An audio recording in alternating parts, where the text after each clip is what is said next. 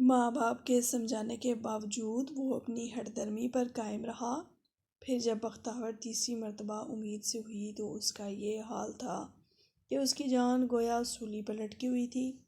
اس کے دن رات جائے نماز پر اللہ کے حضور بیٹے کے لیے روتے گڑ گڑاتے گزرنے لگے تھے۔ مرید عباس اسے اچھی طرح سے ڈرانے دھمکانے کے بعد اپنی ملازمت پر جا چکا تھا۔ بوڑھے ساس سسر اپنی بہو سے بے پناہ ہمدردی اور محبت رکھتے، لیکن اپنی بہو کی حالت پر بے حد دکھ محسوس ہوتا تھا۔ اپنے بیٹے کی ہٹ درمی پر انہیں غصہ اور افسوس ہوتا تھا، مگر وہ بھی اپنی جگہ مجبور تھے۔ پھر بچے کی ولادت کا وقت قریب آتے ہی بختیور حسب روایت میکے چلی گئی۔ ادھر مرید عباس بھی اپنے بیٹے کی پیدائش کی امید میں چھٹی لے کر گھر آ گیا، لیکن ہوا یہ کہ بختیور کے ہاں اس مرتبہ بیٹی پیدا ہوئی مگر وہ بیٹا بھی نہ تھا۔ یہ خبر سن کر مرید عباس سے خوب آویلا کیا، بار بار کہتا کہ منحوس کب مرے گا۔ ماں اور باپ دوسرے لوگوں نے اسے سمجھانے اور ٹھنڈا کرنے کی بہت کوشش کی مگر بے سود۔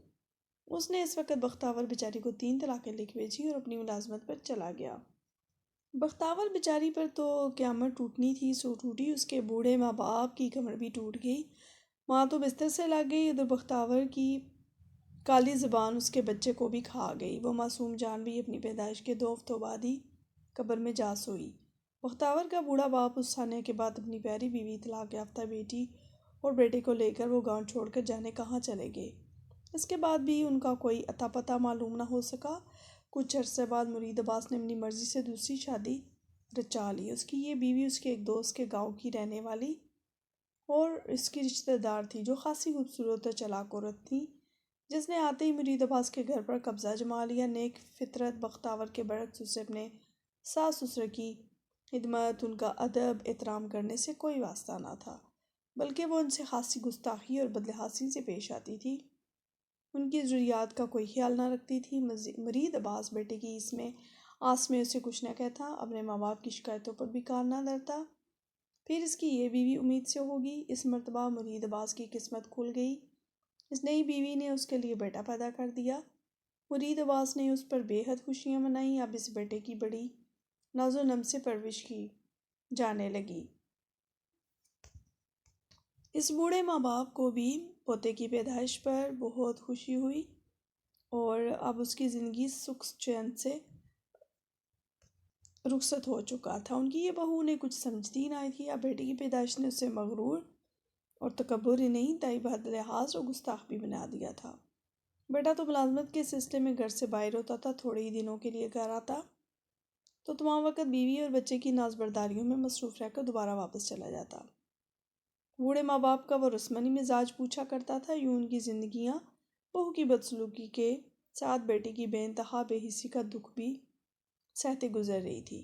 پھر 2 سال گزرنے کے بعد مرید عباس ایک اور بیٹے کا باپ بن گیا، مگر وہ بچہ چند منٹ ہی سانسیں لے پایا اور دم توڑ گیا۔ اب تو مرید عباس نے اپنی اس بیوی کا زیادہ اچھے سے خیال رکھنا شروع کر دیا اور پھر اس کے بعد 5 سال کے وقفے سے اس کے 2 بیٹے ایک ساتھ دنیا میں آ گئے۔ یوں اکٹھے 3 بیٹوں کا باپ بن کر اسے مسرت تو ہوئی تھی، اس میں بے پناہ غرور و تکبر بھی پیدا ہو گیا تھا۔ ان تینوں بیٹوں سے اب اس کی نسل خوب چلنے والی تھی اور یہ بیٹے اس کے دست و بازو اور بڑھاپے کا سہارا بننے والے تھے۔ وہ ان کی پرورش، تعلیم و تربیت پہ دل کھول کر روپیہ خرچ کرنے لگا۔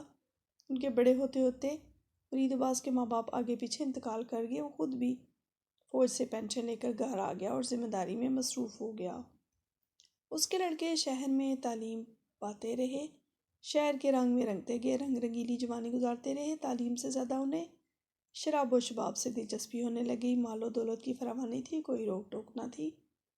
طوائف بازاری کے ساتھ انہیں جوا بازی کی لت بھی بڑھ گئی۔ اس لت نے انہیں کئی مرتبہ پولیس کے ہاتھوں گرفتار کروایا، لیکن ہر بار وہ باپ کی دولت کے بل پر چھوٹتے رہے، جو اپنے بیٹوں کا یہ چال چلن دیکھ کر ہر دم دکھی اور پریشان رہتا تھا۔ اس کے بڑی منتوں مرادوں سے مانگے ہوئے یہ بیٹے کسی طور بھی اس کی امیدوں پہ پورے نہ اتر رہے تھے اور پرلے درجے کے بدمعاش ثابت ہو رہے تھے۔ معاشرے کے کارآمد فرد بننے کی بجائے اس کے منہ پر کالک ثابت ہو رہے تھے، اس کی عزت و وقار خاک میں ملا رہے تھے۔ اس نے انہیں بہت سمجھایا، لیکن وہ بری طرح سے بگڑ چکے تھے۔ ان کے اس بگاڑ کی ذمہ دار ان کی ماں کا بھی ہاتھ تھا۔ وقت گزرتا گیا، مرید عباس کے بیٹے اپنی پرورش پر گامزن رہے، ان کے بگاڑ میں اضافہ ہوتا چلا گیا، وہ اب مجرم بن کر جیل بھی جانے لگے تھے۔ مرید عباس نے اب ان کی طرف سے مایوس ہو کر ان پر پیسہ خرچنا، ان کی ضمانتیں کروانا بند کر دی تھی۔ اس کی بیوی چاہتی تھی کہ ان کی شادیاں کر دی جائیں، شاید اس طرح وہ سنبھل جائیں اور اپنی ذمہ داریوں کا احساس کریں، لیکن ان کی بری شہرت نے کہیں بھی اس کی یہ خواہش پوری نہ ہونے دی۔ اس کے اپنے بہن بھائیوں تک نے اسے رشتے دینے سے انکار کر دیا۔ یوں وہ روتی پیٹتی قبر میں اتر گیا۔ مرید عباس زندگی کے دن پوری کرنے کے لیے تنہا رہ گیا۔ وہ بوڑھا ہو چکا تھا۔ جن بیٹوں سے اس نے بڑھاپے کی لاٹھی سہارے اور دست و بازو بننے کی آس لگائی ہوئی تھی، وہ اس سے یکساں لا تعلق اپنی ہی دنیا میں گم ہو چکے تھے۔ اسے اب احساس ہونے لگا تھا کہ اس نے اپنی بیٹیوں سے اظہار نفرت کر کے ان کی موت پر خوشیاں منا کر اور بیٹیاں پیدا کرتے چلے جانے کے جرم میں اپنی وفاشار، شریف النفس اور خدمت گزار بیوی بختاور کو طلاق دے کر اللہ کے غضب کو للکارا تھا۔ اس نے بیٹیوں کے رحمت ہونے سے انکار کرتے ہوئے اللہ سے سرکشی اور نافرمانی کی حد کر دی تھی۔ اس پر غضب یہ کہ اپنے ظلم میں ماں باپ کے حقوق بھی بھلا بیٹھا تھا۔ یہ اسی کی سزا اسے مل رہی تھی جو اس کے بیٹے اسے ایسے بدخصلت، سرکش اور نافرمان اور اس کے لیے عذاب اور مصیبت ثابت ہو رہے تھے۔ اگر اسے بیٹیوں سے نفرت نہ ہوتی تو وہ انہیں اللہ کی رحمت سمجھتا، ان کی موت کی خواہش نہ کرتا، بیوی کو بیٹے پیدا نہ کرنے کے جرم میں طلاق نہ دیتا، تو اللہ ضرور اس پر اپنا کرم اور فضل کرتا۔ بختاور سے ہی اس کے بیٹے بھی پیدا ہو جاتے جو نیک اور سعادت مند ہوتے، اس کے لیے واقعی بڑھاپے کی لاٹھی سہارے دست و بازو ثابت ہوتے، مگر ہر دم ضمیر کی سرزنش اسے بے چین اور مضطرب رکھنے لگی۔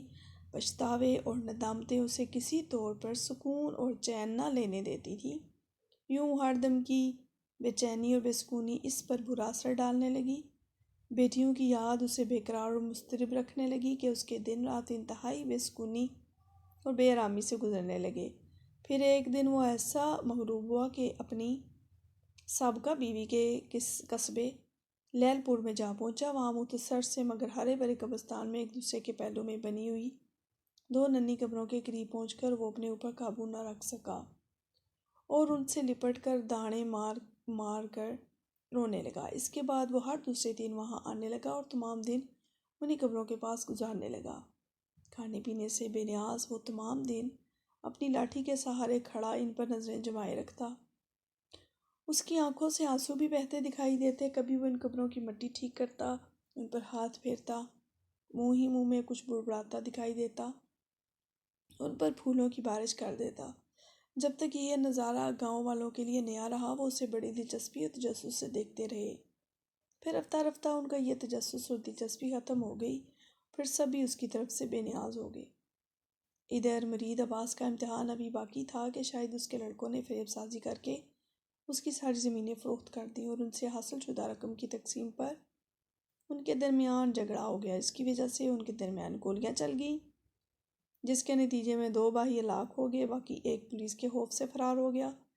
پولیس کی سر توڑ کوششوں سے ایک بھائی کی لاش نہر کے کنارے گرے ہوئے درخت کی شاخوں میں لٹکی ہوئی ملی اور دوسری لاش وہیں نہر میں ہی مل گئی، جبکہ تیسرا مفرور بھائی ایک طوائف کے کوٹھے سے گرفتار ہو کر جیل جا پہنچا۔ اب مرید عباس کے پاس گزارنے کے لیے اپنی فوج کی ملازمت سے ملنے والی پینشن ہی رہ گئی تھی۔ اس نے اب گاؤں میں سب سے ملنا جلنا چھوڑ دیا۔ زیادہ وقت وہ گھر پر ہی رہتا یا مسجد میں گزارتا۔ ہر نماز میں وہ اللہ کے حضور ہوتا، گڑ گڑاتا، اپنے گناہوں کی معافی مانگتا۔ ہر دوسرے تیسرے دن لیل پور جا کر ان ننھی قبروں کے قریب سارا دن گزار دیتا۔ مرتے دم تک اس کا یہی معمول رہا۔ وہ بہت بوڑھا ہو گیا تھا اور شاید اب دنیا میں حساب پورا کر چکا تھا۔ اب وہ انتقال کر گیا تھا۔ اسے اس کی وصیت کے مطابق اس کی بیٹیوں کی ننھی قبروں کے قریب ہی دفن کیا گیا۔ کچھ واقعات اس وقت تک پراسرار رہتے ہیں جب تک ان کی حقیقت نہ پتہ چل جائے، بالکل اسی طرح جیسے مرید عباس۔ اس نے معمولی سے کپڑے اور جوتے پہنے رکھے ہوتے تھے۔ کوئی 60-70 کے درمیان عمر، سوکھے ہوئے چہرے کے تیکھے نقوش بتاتے تھے کہ وہ جوانی میں خوبصورت آدمی رہا ہوگا۔ وہ گاؤں میں کسی کے گھر نہ ٹھہرتا، نہ کسی سے ملتا جلتا، بڑی سڑک پر گاڑی سے اترتا اور گاؤں پہنچ کر سیدھا قبرستان چلا جاتا۔ ان قبروں کے پاس کھڑے ہو کر ان پر نظریں جمائے تمام دن گزار دیتا۔ وہاں کی صفائی اپنے ہاتھوں سے کرتا اور پھول وغیرہ چڑھاتا۔ لوگ اسے روتے ہوئے بھی دیکھتے، اسے نہ کھانے کی پرواہ تھی نہ پینے کی۔ گرمیاں شروع ہوتی وہ ہر دوسرے تیسرے دن ہی گاؤں پہنچتا، تمام دن وہیں گزارتا، پھر شام ہوتے ہی وہاں سے نکل کر سڑک پر پہنچ کر کسی گزرتی لاری میں بیٹھ کر وہاں سے چلا جاتا۔ وہ کون تھا، کہاں سے آتا تھا، جانے کون تھا، کیوں وہاں آیا کرتا تھا، یہ کوئی نہیں جانتا تھا، اور وہ اسی طرح بے نام ہی دنیا سے چلا گیا۔ مرید عباس کو اللہ تعالیٰ کی طرف سے دی گئی عبرتناک سزا پر مجھے بہت ہی خوف اور ڈر محسوس ہوا۔ پھر میں اس کی قبر پر پہنچا، فاتحہ خوانی پڑھی، خلوص دل سے اللہ تعالیٰ سے دعا کی کہ اللہ اس بندے کی مغفرت اور بخشش فرما اور اس پر رحم فرما۔ امید ہے آپ کو یہ کہانی پسند آئی ہوگی۔ اس چینل کو سبسکرائب کریں، لائک کریں اور اپنے دوستوں سے شیئر کریں۔